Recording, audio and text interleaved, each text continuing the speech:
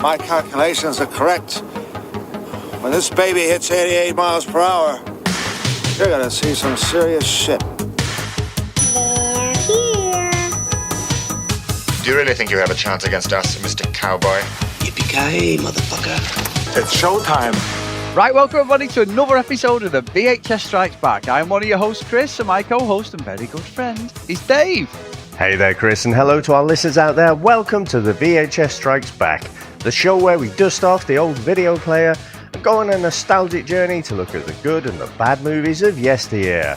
Now, Chris, it's Christmas. What are we going to review today? Well, when I picked this, Dave, and it's Christmas Day as this episode comes out, it had to be, the stars aligned, it was going to be my pick. And we are going back, Dave, to 1996, a amazing Christmas movie starring the debut of Mila Kunis, Dave, but it mainly stars Terry Gene Bollea, Mr. Hulk Hogan. This one is Santa with muscles. So I know we talked about it last week, and I'm going to tee you up, but any knowledge of this movie at all, Dave? Had absolutely no idea this thing existed. I preferred my past life in that scenario. Be a position to be in. But no, I mean, we've spoken about the wrestling lows, 89, 90. That was the time when I was really into the WWF, as it was called then.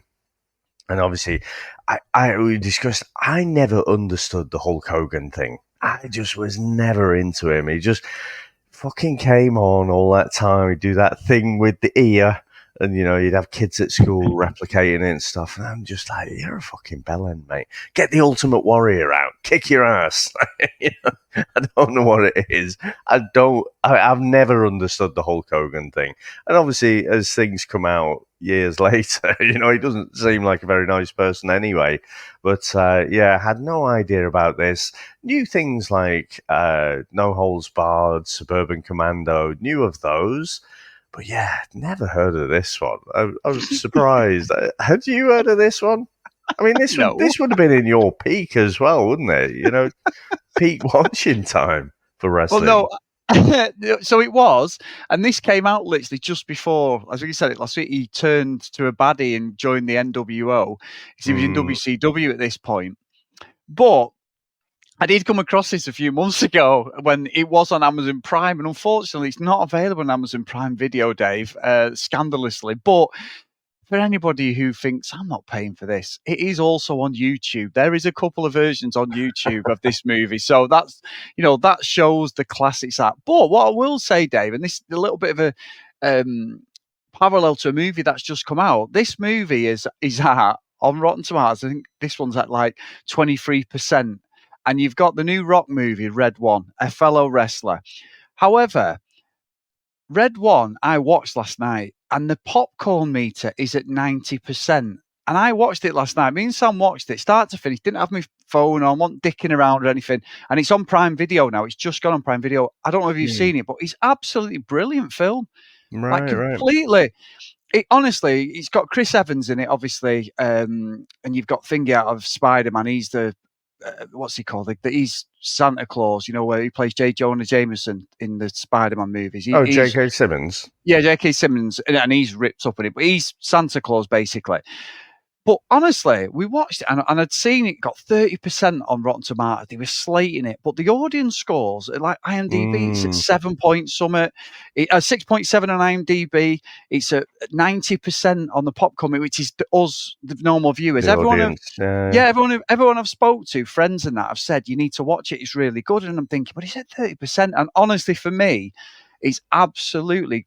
I will watch it again. It's definitely a Christmas movie, and they've created a franchise. It's really good, Dave. Honestly, I would genuinely suggest it for anybody. If someone's listening going, Chris, it's fucking shit, I've watched it. But I think it's a proper, like for you with the kids and that, it's perfect. Yeah. Honestly, it's perfect movie. It's got like action, it's got cheesiness about it, it's got the Christmas feel about it. It's just silly, but it's also got that sort of, it's not Star Wars, but it's almost in that realm of trying to create something where you've got various different animals and different people. It's not just about like The Rock just kicking ass, basically. Honestly, I thought it was a really good movie. We were very surprised last night. We both said at the end, and Chris Evans is really good in it.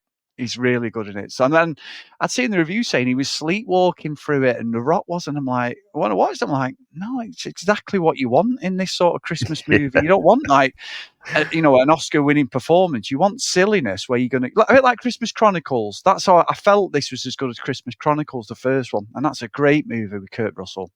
Yeah, I mean, what you want to say is, look, critic, if you want to see someone sleepwalking through a movie, have I got the Christmas movie for you? How fucking dare you? How dare you, David? I was thinking, 3 minutes in, we're already off on the tangent. So yeah, I know which way this one's going to go. But how did you miss it? Well, I don't know. I don't know how you know that you'd missed it. But obviously, say you'd have been watching so much of the wrestling at this time. And obviously, a Christmas movie, it should have been big. It must have just not been marketed very well.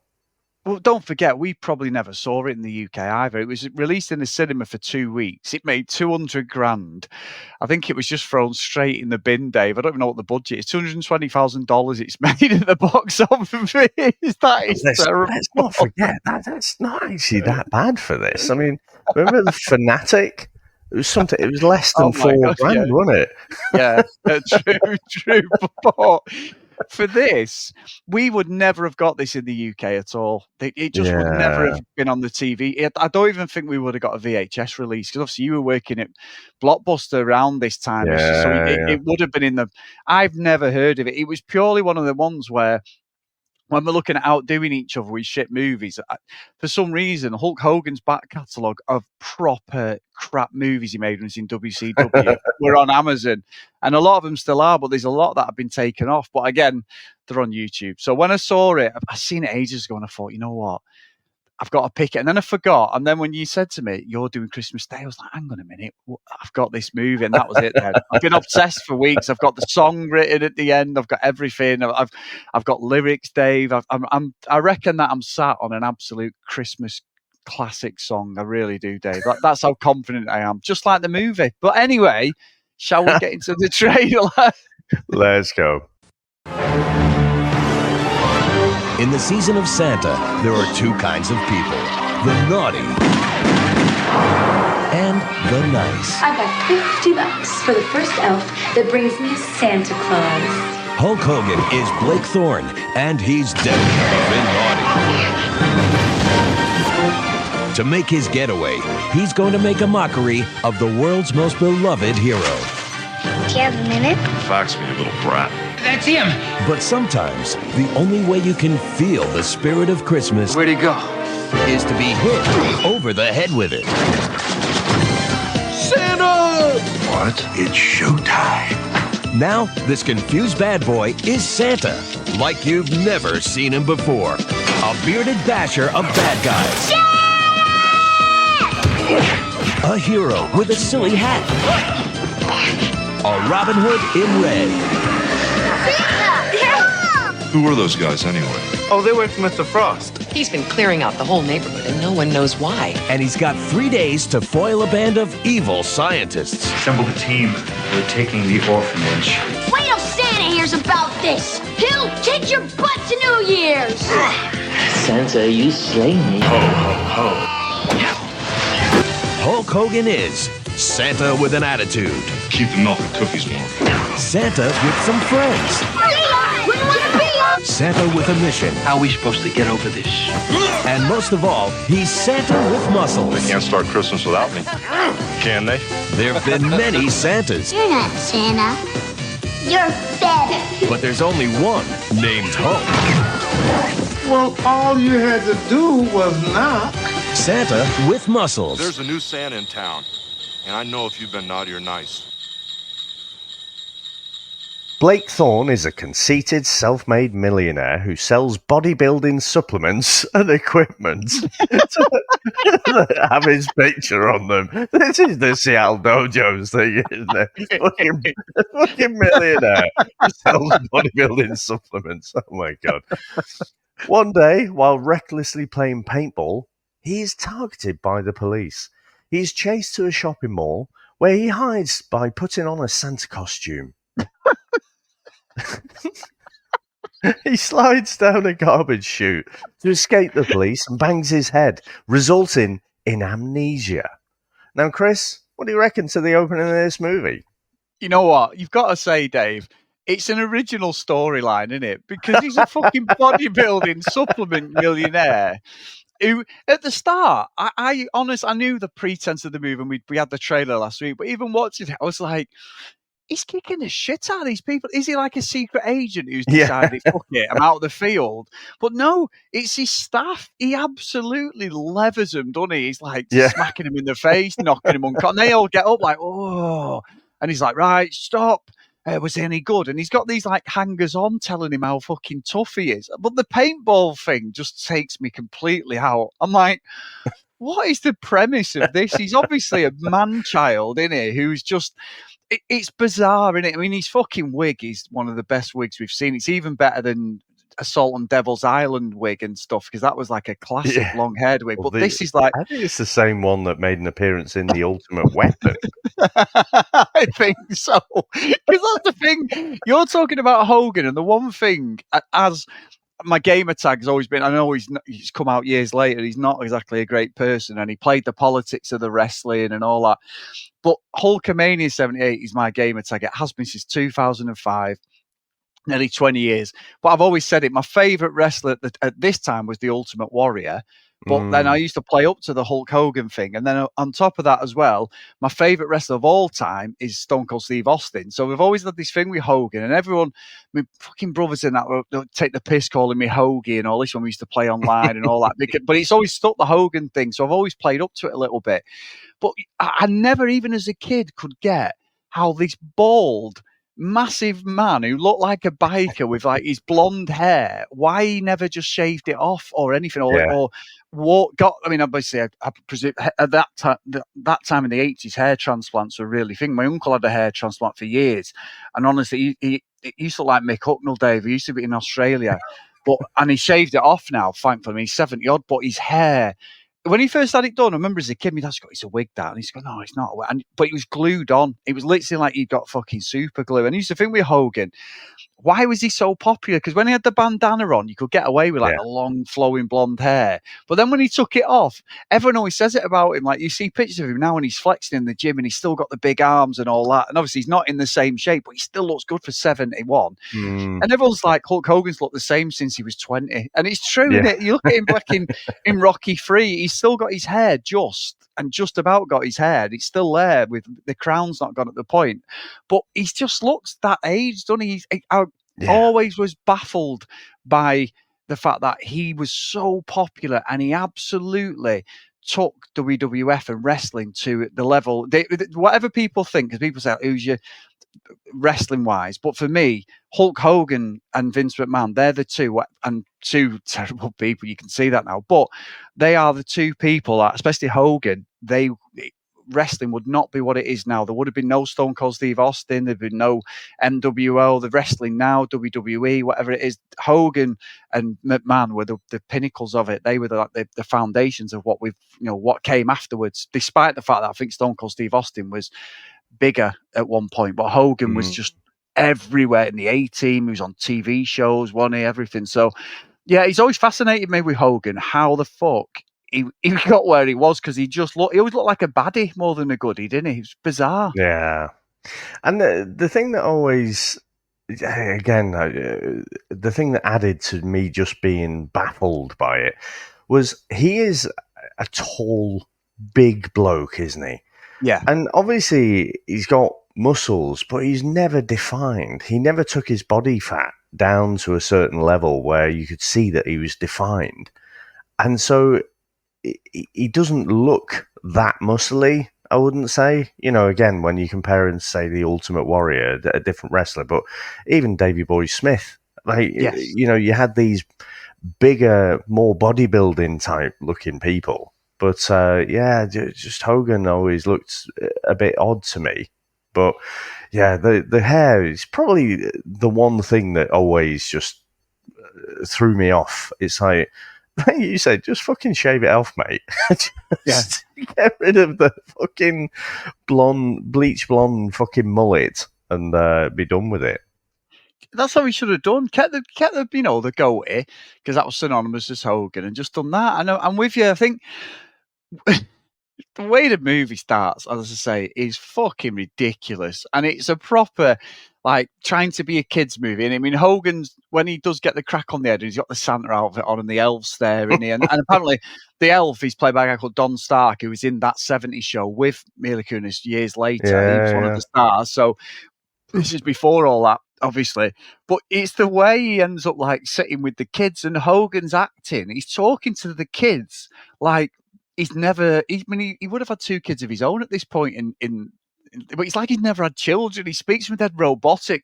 Right, what do you and he's doing, and the kids are there looking at him. But then obviously, when he gets attacked by them 2 guys in the the shopping mall, and he kicks the shit out of them. Yeah. But he's got a proper Santa outfit, and he's not got the top on with the arms ripped, which he has later on, and he levers them, doesn't he? But you know what, Dave? It's a terrible movie. But I don't think it's as bad as what the 2 point whatever it is. I mean, I'd love to know what you think. 'Cause I've talked for a bit, but I don't necessarily think it's that bad. Oh, I think it's terrible. I do think he's really sleepwalking through it. I think in some of the other things I mentioned about Ultimate Weapon, the Thunder in Paradise, all of those, the Suburban Commando. I know we've not watched that recently, but what was it we did? No Holds Barred. I think when Hogan is hamming it up, that's when, he's this larger than life character. But I just feel like he was half asleep with this one. And you know what it's like, Chris? And I don't know if you spotted this, but one of the producers of this fucking movie is Jordan fucking Belfort, the Wolf of Wall Street.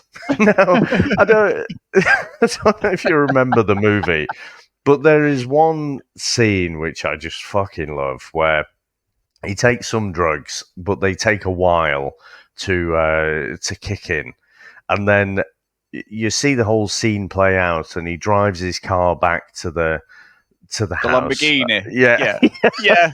And in his head, it was a nice, calm, he kind of got there in decent shape and stuff. But then when you actually see what happened, he fucking trashed his car. So the reality was a complete car crash, and he could barely fucking walk. The way Leonardo DiCaprio played that was absolutely brilliant, by the way. But for me, that's this movie. It's absolutely terrible. And it's funny, like you said, with Mila Kunis. I don't know if you saw, when I was looking into some of the background of the movie, it was talking about the 70s show, and she started like dating Ashton Kutcher when she was 14 or something. Did you see that? Well, it's allegedly, Chris. Fucking Hollywood, isn't it? You know what I mean? Fucking, yeah. Well, that just says it all, doesn't it? They're still together, aren't they, as well? Yeah. Bizarre. He was with Demi Moore. He went from one scale of the age thing to the other, didn't he, really? But we mentioned Leonardo DiCaprio. At least he sticks around the same 2-year age range. Yeah, the same. Yeah. Well, they have to be 25 or under, or 24 and under, or something. Yeah. You're all right when you're 26, 27, but now he's about 50. You're sort of like, that's a bit fucking Looks bizarre, ridiculous, mate. isn't it? Yeah, they were even born when you were playing fucking Jack and hanging off the side of a fucking shit, you dick. You know what I mean? But yeah, it's bizarre. It is bizarre. But I will say, you say about this movie, Dave, but I think this is a bit of a classic on the side, because I honestly think it's not that bad. And I'm not just saying that to be controversial. Like, I was watching it thinking, you know what?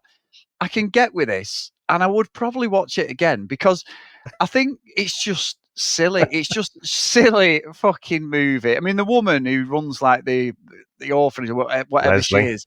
Yeah, Leslie. And they're trying to big up this little bit of tension between her and Blake, aren't they, Hogan? And it's fucking rubbish. I mean, he can't do romance, Hogan, anyway. And you're right. I think when he's doing, let me tell you something, brother, when he's doing that, he's just playing up to the muscle-bound lunatic who, can basically rip anybody from limb to limb, other than maybe they bring in like a massive monster guy who's bigger than Hogan, like Zeus in No Holds Barred. Exactly what you said. Yeah.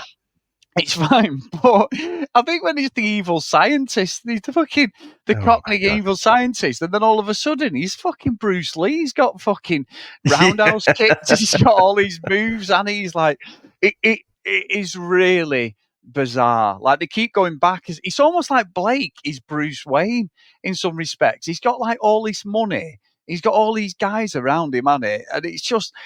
It's bizarre. It's like they've stolen, like, Batman, Bruce Wayne's origin, very loosely. Then you've got like, the orphanage, Dave. Again, it is literally Bruce Wayne when you think about it. They're fucking nicking.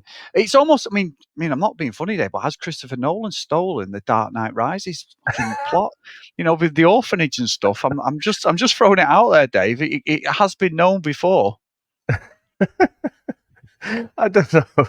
I mean, it's so opera level, though, isn't it? The whole. He's a bit of a. He's a bit of a douchebag, really, isn't he? He beats up all his servants and whatever, and then he just doesn't come across in a very nice way. But he hits his head and gets amnesia, and because he's in a Santa outfit. You've got Lenny there who's convinced him he is actually Santa Claus. So he goes along with it and then comes into the orphanage. And I'm like, fuck, I have to say, the little Elizabeth character is obviously trying to, they're directing her to play it off as this cute kid, but fuck me, so annoying. She is. What is Clint Howard in this movie for? I just don't get. It's like, oh look, it's Clint Howard. Why is he here? I have no idea. It's just playing some random fucking cop in the background. It's just there is so much just bonkers. That's why I do think this fucking Belfort link makes so much sense. Oh, it's brilliant because I think when you say about Clint Howard, when he gets the suit on and they're after him, aren't they? And they're looking and they bump into Hogan as Santa and they start talking to him like he's the really Santa, don't they? They're like, "Hi, Santa, you're right." And he's like, yeah, Merry Christmas. And he walks off and then he's got the fucking commando, like, army camo stuff sticking out the back of his pants, one of them. And it's like, oh, that's it. But the problem is, Hogan's that big. It's like watching The Rock in this Red One that we just watched. Great movie, honestly, but he can't fucking run because he's so big. The Hogan's trying to run. Now, Hogan, at this point, he probably was starting with back problems because his biggest regret in wrestling, because of all the back surgeries he's had, and it's made him shrink by a couple of inches, is the leg drop. He wished he'd never done the leg drop as a finisher because it lit the size of him. 300 pounds fucking falling down on your back all the time and you're crushing your vertebrae. That's caused him so many problems. I think he walks with a stick sometimes as well for that reason, like when they're walking cane things. But yeah, it's fucking rubbish, really, this movie. It really is. But I can go with it. Because it does feel a bit like when we watched The Twins. What's the fucking one with them two fucking twins, the bodybuilding twins, the other month, Dave? Double Trouble. Double Trouble. It's got that feel about it, and that like madcap stuff. And everywhere he goes, the evil scientist is there, isn't he? Fucking Ebner Frost is called, and he's always fucking trying to get in. And you're right with the Seattle Dojos reference, because they want to get the orphanage, which coincidentally Blake grew up in, didn't he? He was an orphan. Again, twist at the end. Fucking bullshit. Fucking Batman or what, innit? When his mum and dad killed at the back of the theatre for by some guy with a gun and they ran off or something. You know what I mean? I was just waiting to go, it's a hero can be anybody. You know what I mean? Like, this is just, I'm telling you, Christopher Nolan has stolen this fucking idea for a Batman movie. I am telling you. Because it is the whole thing about the orphanage. He's fucking bullshit. So really, he's quite a complex character who is quite lonely. He's got a load of men around him who he just beats up, and he's not really got a love interest, has he? It's fucking bizarre. It is a really, really strange movie, innit? And as a whole concept, I do believe, though, that the original writer didn't want his name associated with this movie at all. He was literally trying to sue him, so he didn't have, because they rewrote it and changed it, whatever the concept was. But I don't think the concept was anything like what he wrote, Dave. I reckon he probably wrote a really good movie about an orphanage and some ex guy who's an orphan, and then all of a sudden they've gone, well, we could make this into a, like a classic, like, Charles Dickens. We could even like the Muppets Christmas. We could do something along them lines, play up to the whole Scrooge thing. Why don't we go with a new concept and let's do this? And we've got like, Robert De Niro lined up now. I'll tell you what, fuck that.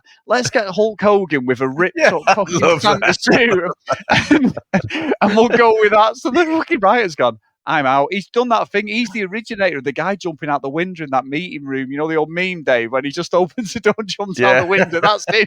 He's gone.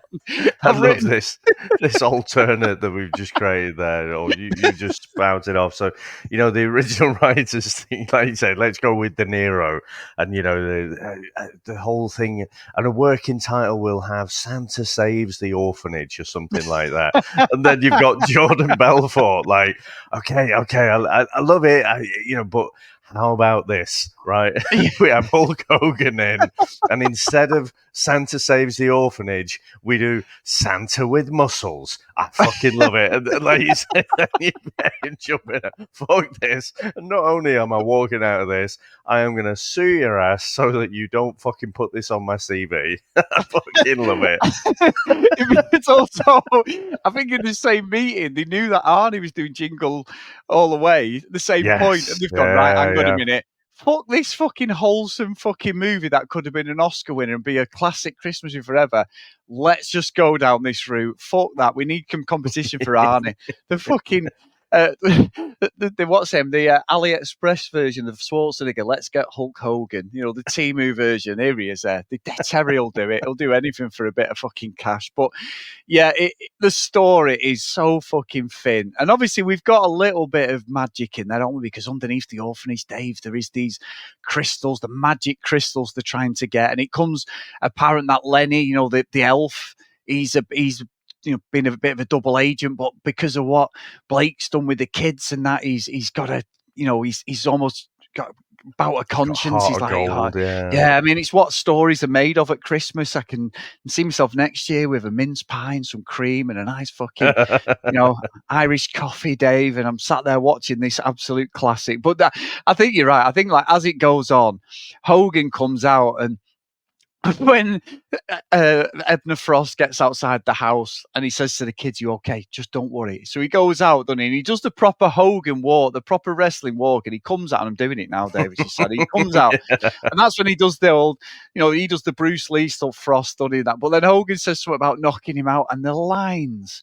are fucking terrible. Like the way he delivers them, the fucking acting, the way he beats him up and throws him in the back of the fucking post. It's a post fan, isn't it? That like proper old American post fan throws it in. But then the next scene, Edna Frost is as if like he's not been knocked out and humiliated by Hogan. He's like, oh, that's not going to stop me. I've not just had, let's have my pants pulled down and this guy's just kicked the shit at me. No, let's just carry on with this evil plan. It works every time. I think you might be mixing up the doctors and the scientists here, because Edna Frost, played by Ed Bedgley, or Ed Bedgley. Oh, he's Jr. the main baddie, isn't he? He's the main baddie, but you've got Dr. Blight, who's basically like a Richard E. Grant character. That's it, played by Steve Valentine. And so actually, I wanted to make that point. So we know Hogan is a tall bloke. And the thing is, what I loved about, say, in Rocky 3 is how they use the camera work to accentuate how fucking big this guy is compared to Sylvester Stallone, and they do the same sort of thing with Drago, don't they, in Rocky 4? You've got the camera looking down at Stallone and then up at this massive beast of a man. But when Hogan stood there and Dr. Blight, he goes, like you say, full on Bruce Lee, the way the camera is, I'm thinking, that guy must be really tall as well then, but you can't tell from the camera shot because he's like the same height as Hogan. Yes. So I looked up at his profile and sure enough, he's like 6'4". He's a big guy. Yeah, so I guess they've done that so that he goes up against Hogan. The fact that he's all wiry and skinny, it doesn't really make sense. You know, that he's swinging around his stethoscope like it's fucking nunchucks or something. He says something like, "I haven't got my weapons. Oh, just freestyle," and then gets his fucking stethoscope out like it's got like a garrote wire to strangle Hogan or something. He's going to pull a ninja star out. It was fucking bizarre. That bit was bizarre. And I was like, this is because he acted like he was the goodie. You know, one of them where like you've got the baddie and they've got nunchucks or something, haven't they? Or they, like Indiana Jones, the story when he shoots that guy with Indiana Jones, because he's actually because Harrison Ford had the fucking shits, didn't he? He had a bad stomach and couldn't stay on set, so they'd improvise that scene and he just shoots him with a gun, which is completely against Indy because he's not got the whip and that. But it's almost as if he's the goodie.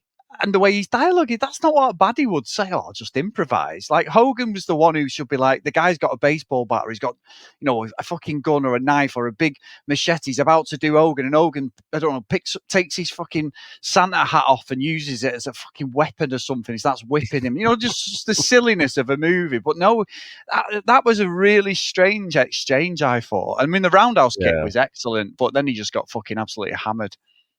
Yeah, but I just found it weird, the fact that you've got this guy and he's obviously tall and could be imposing, but they didn't make the camera tell that story really.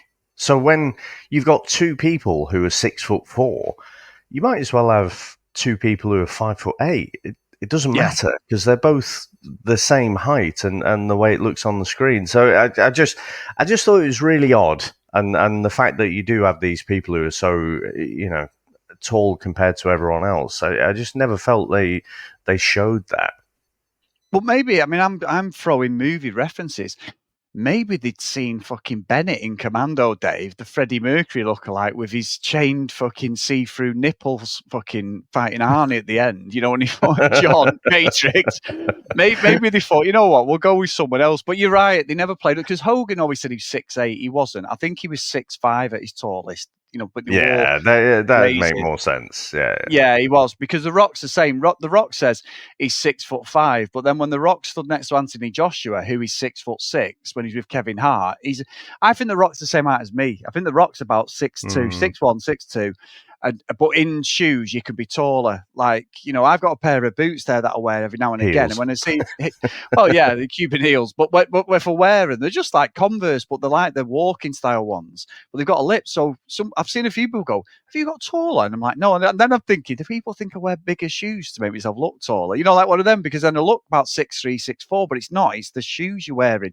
I think I'm 6'1.5" without shoes or something like that. But yeah, with Hogan, they wear lifts. But you're right, that you can see Hogan's bigger. And at this point in his, when you were saying before about him being not that ripped up, in the 80s he wasn't. In the 90s he did, because he stopped taking gear because of that steroid thing. And around 96 he started.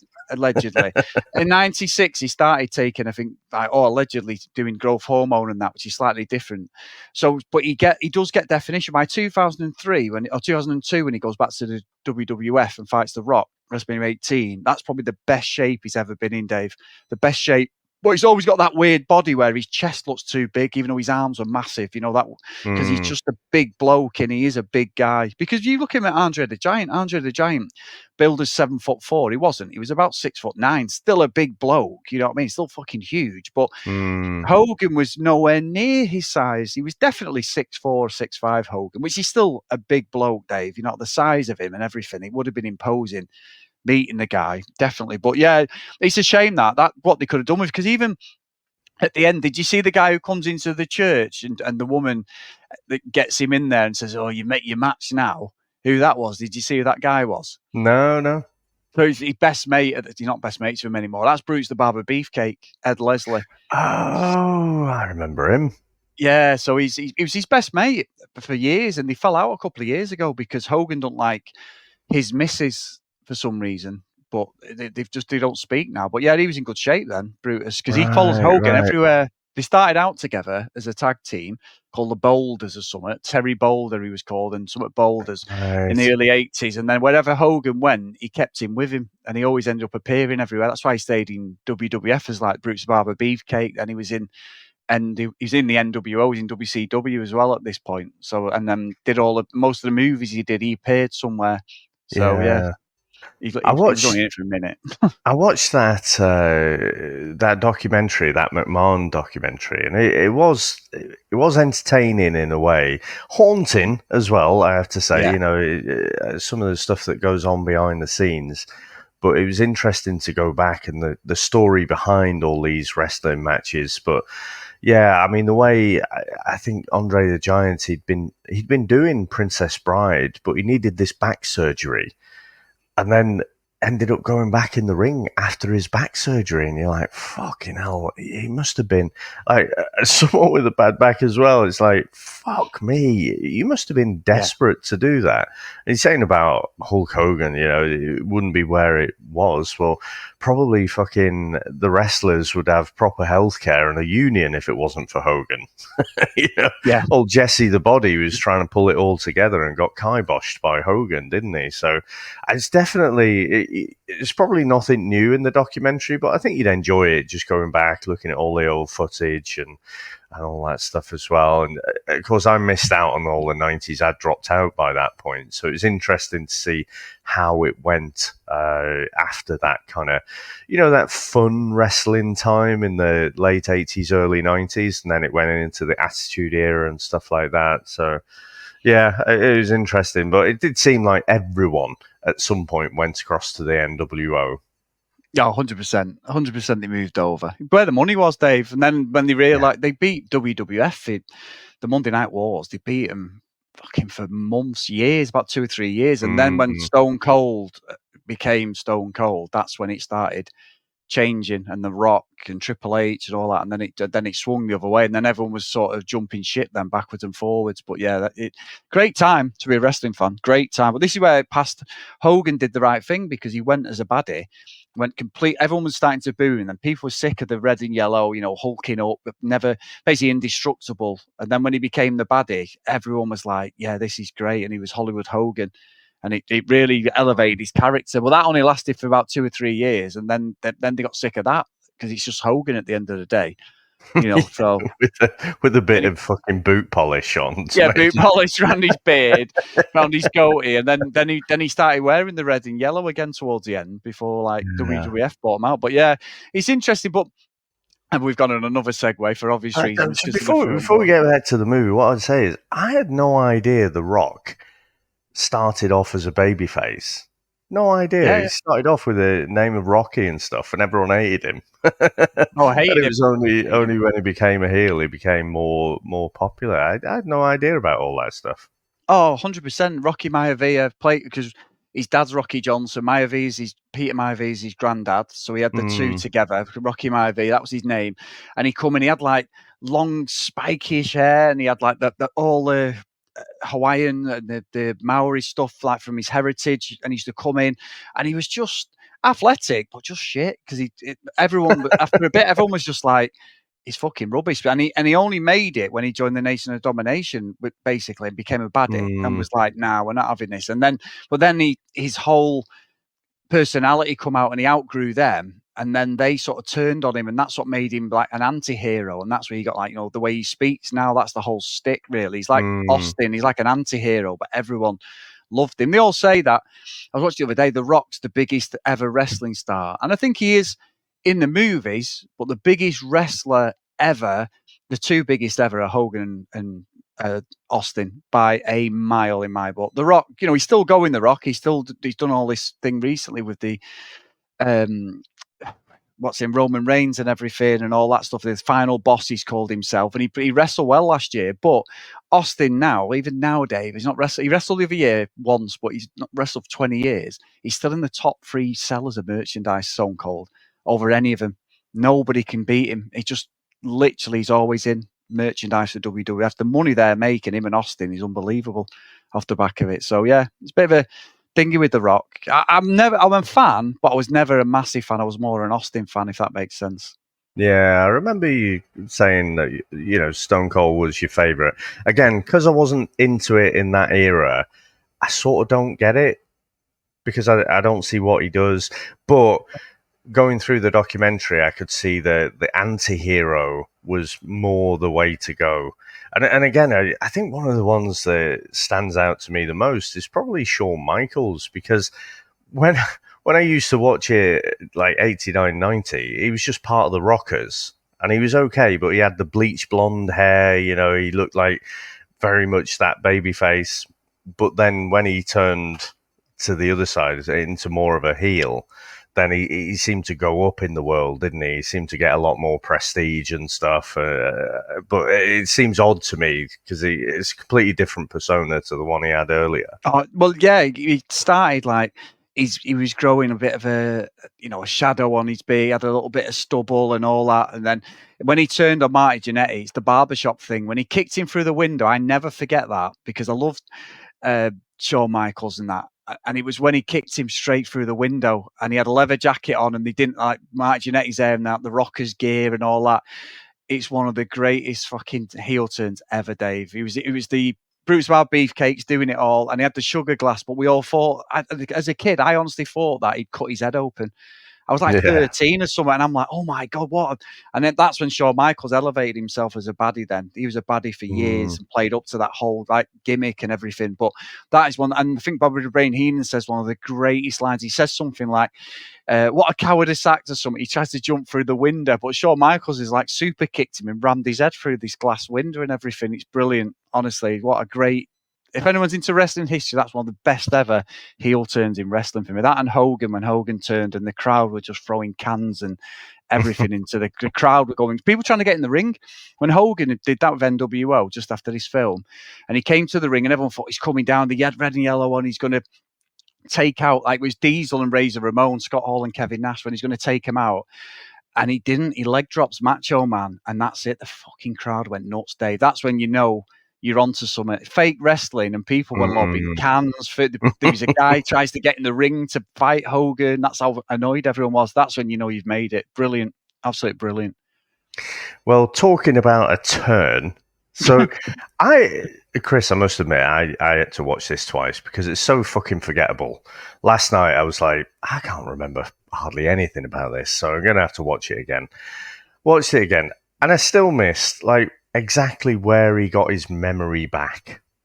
He just suddenly, inexplicably, soap opera style, he's back to Blake again. And he goes back, and you've got the fucking chef there, and he's like, he goes to attack him, but he doesn't get battered like he normally does. And it's like, Blake's, not feeling very good. And then Lenny gives him a call. But what was the trigger? Did you pick up what the trigger was for him to get his memory back? No. I don't know. He just suddenly does, doesn't he?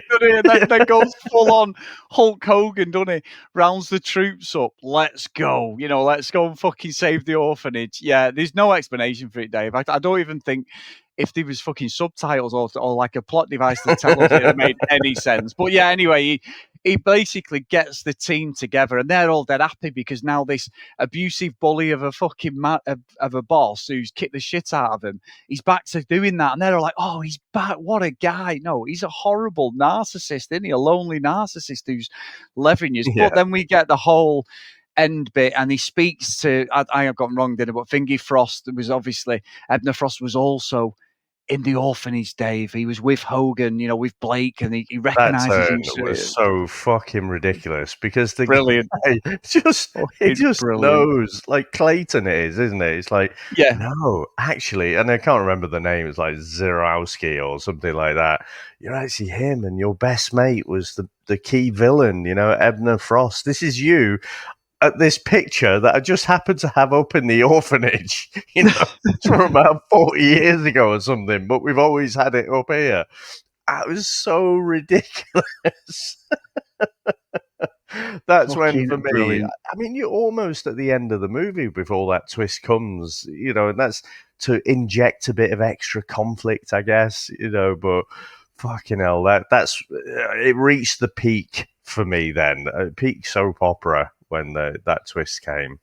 And I think you're right, because the acting, it's like on a proper stage, isn't it? Like they're in like a TV soap, Days of Our Lives job, fucking Joey Tribbiani, but, Dr. Draper Ramore. It's really bad acting because Hogan can't act, no matter what you're saying. There's a few bits where you can see he's tripping over his lines. He for a movie, they don't usually do that, but they kept in a couple of errors. It's as if like he'd done it about 100 times and they went, fuck it, we're just going to have to go with this. But he really trips up, pronounces some of the kids' names and stuff like at different points. Because obviously with most of the films, and I don't know whether they do, but most of the time, they re-record all their lines, don't they, afterwards? Like they do it while they're there. The ADR stuff. Yeah, because you've seen it. Like it baffled my head with like Hugh Jackman, watching him recreate all the different scenes and everything. It's really interesting. I'm getting into character, watching himself, like for Logan, going crazy at the end, and then he's got to then do all that again. It's really interesting because obviously the sound isn't right and it's all dubbed over, which is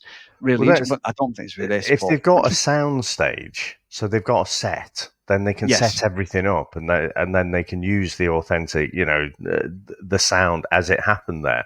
But if it's out in the open, that's when they've got to re-record it, because there's no way you'd get the quality of sound there. So it is interesting when you go to especially some of the older like 70s movies and stuff, you just hear it's so obvious. Because it just doesn't sound like, I don't know what it is, becoming more aware of how these films are put together. It just sounds off to me when you can really hear it. But, I mean, you don't feel like he's just sleepwalking through it. Like this literally is a paycheck to him, because he's not putting anything into it at all. And when, the end bit, when he whips off the Santa's outfit, I was half expecting the wig to go as well. It's so fucking terrible. Brilliant. I mean, some of the hamminess, it's a Christmas movie, so I'm not expecting for a dark, realistic plot or anything. But yeah, this was a different level. This was proper cocaine-fueled fucking nonsense, this was. Because it's when it gets blown up that it basically destroyed the fucking orphanage, and then Frost and that get done, and they're watching Frost through the telescope, Dave. And he's doing hard labour in a prison yard. Fucking brilliant. What a movie. And I'm so glad people listening on Christmas Day have not only had Santa come down their fucking chimney and dropping the presents off, they've also had Santa coming in their ears as well today, Dave. That is marvellous. It's almost like I meant that, Dave. But anyway, shall we get into our scores? Let's go.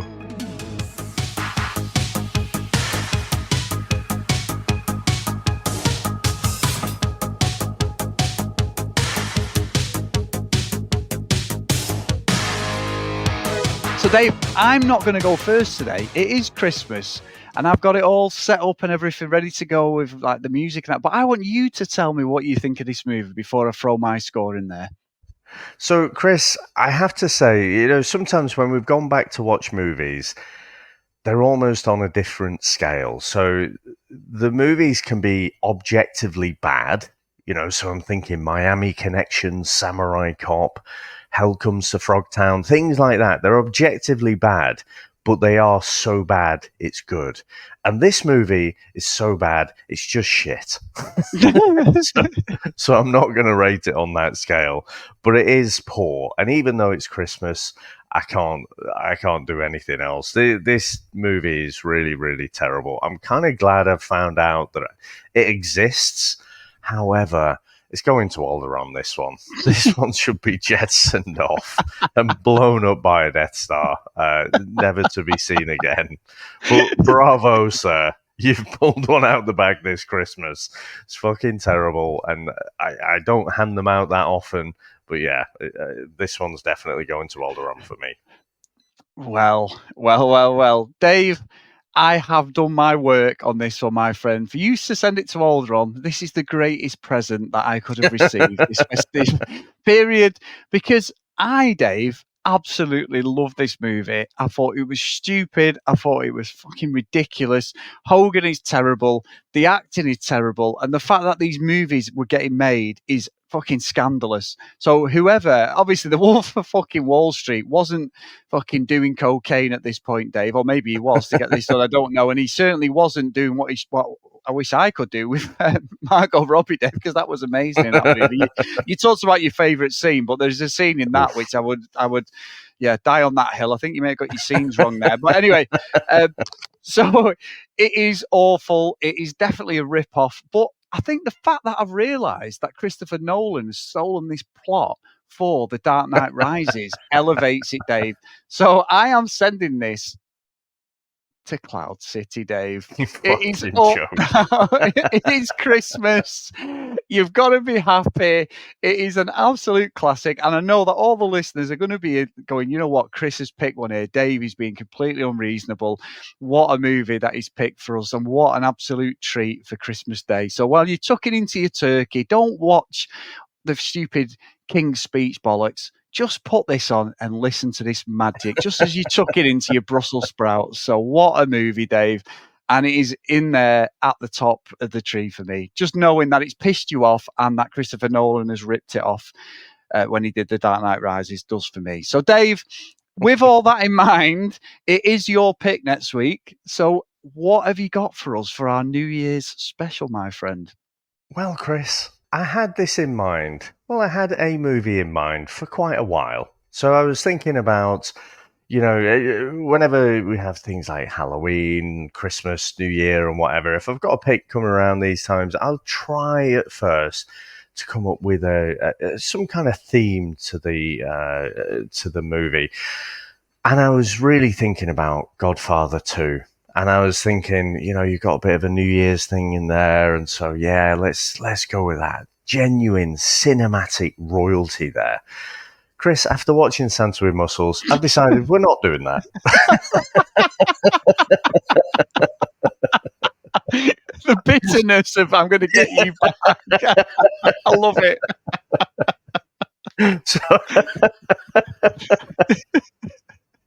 So, yeah. Now, I had opened up a little secret chat as well with some of our Patreons on Discord, a little hidden chat to give us some ideas about, okay, what can we have here? And so I did look. I mentioned about Hell Comes to Frogtown 2 with Lou Ferrigno in as well. That was high up on my list. However, what I've decided to go for is a 1987 sword and sorcery adventure. Oh, fuck off. And the link to New Year is this is set on the planet Gore. And then on the planet Gore, they have Enkara, which is the Gorian New Year. That is the spurious link to New Year, Chris. But this is the 1987 canon movie Gore. Now let's get into the trailer.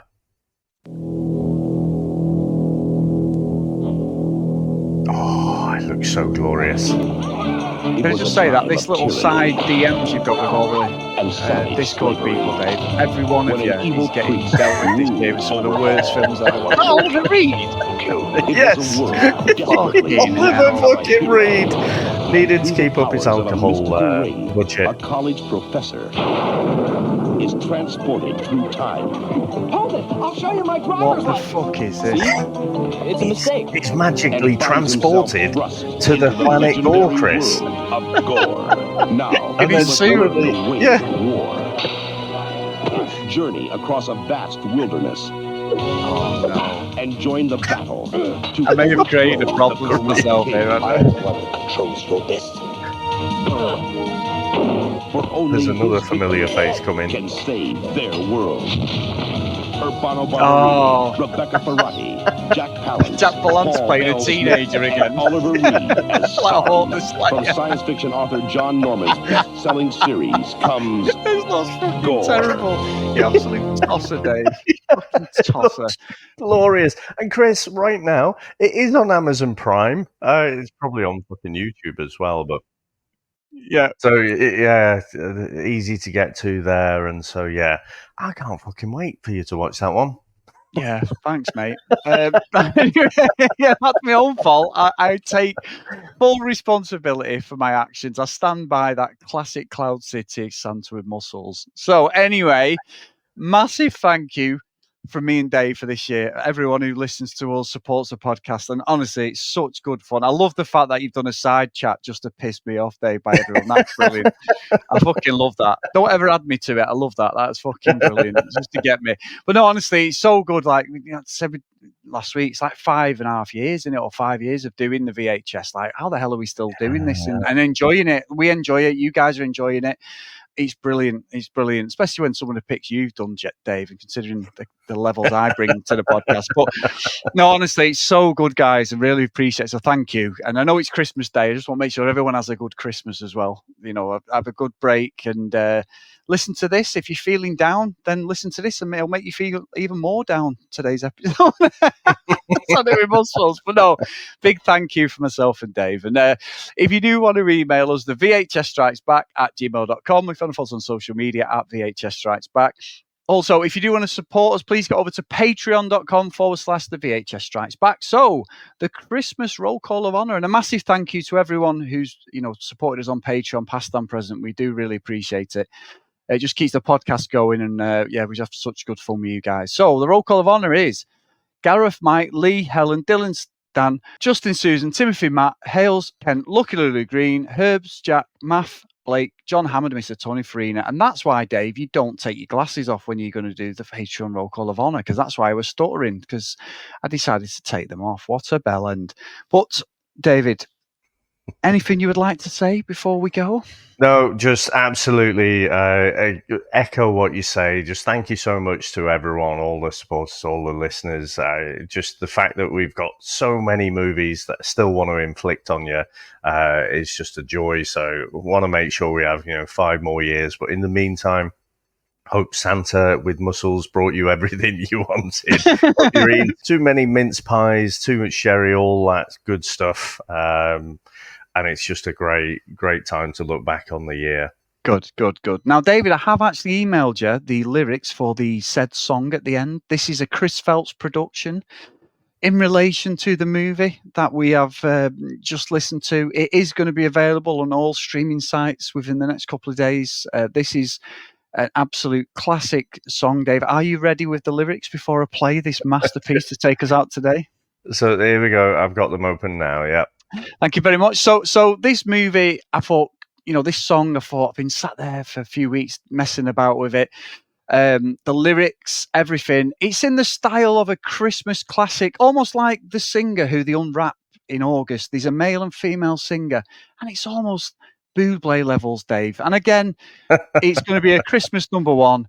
But anyway, this is the song that accompanies Santa with Muscles. So I hope you all enjoy it.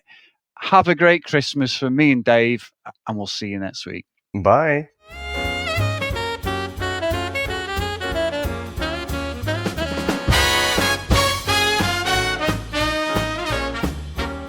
It's Christmas time, grab some cheer. Let's dust off a movie from yesteryear. Hulk Hogan's in red, has got the sleigh, but his acting, oh boy, it's gone astray. He's no Oscar winner, but don't you fret. He's muscle-bound Santa you'll never forget. With cheesy lines and the plot so absurd that holiday flicks a gift. Mark my word.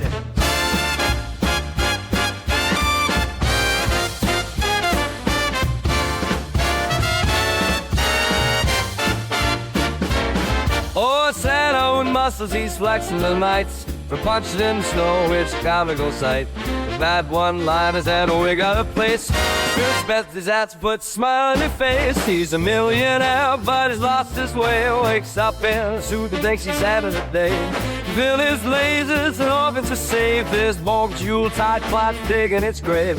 The dialogue's clunky, the fights are wild, but the campy charm will make you smile. Who needs good acting when you got this message to be just Jim? Awkward success. Oh, Santa with muscles, he's saving the day. With Christmas spirit and a protein buffet. It's so bad, it's good, a true holiday treat. For the fans of nostalgia, it's simply elite.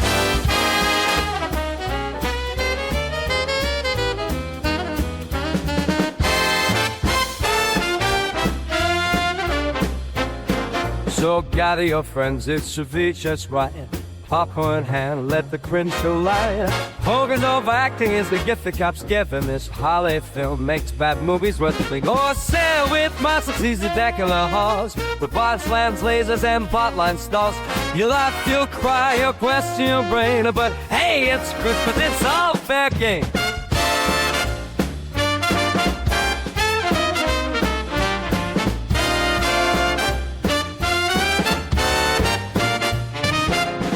So here's the bad movies and Hulk in the sleigh, making Christmas bright in a bizarre kind of way. Raise a toast to the madness, the cheese, and the fun. Santa with muscles, you're the chosen one. And a Merry Christmas from the being strike back. But Dave Plath and Horace lead in the back. And Chris Turbo Dick Phelps is bringing the cheer. We'll see you all for more bad movies next year.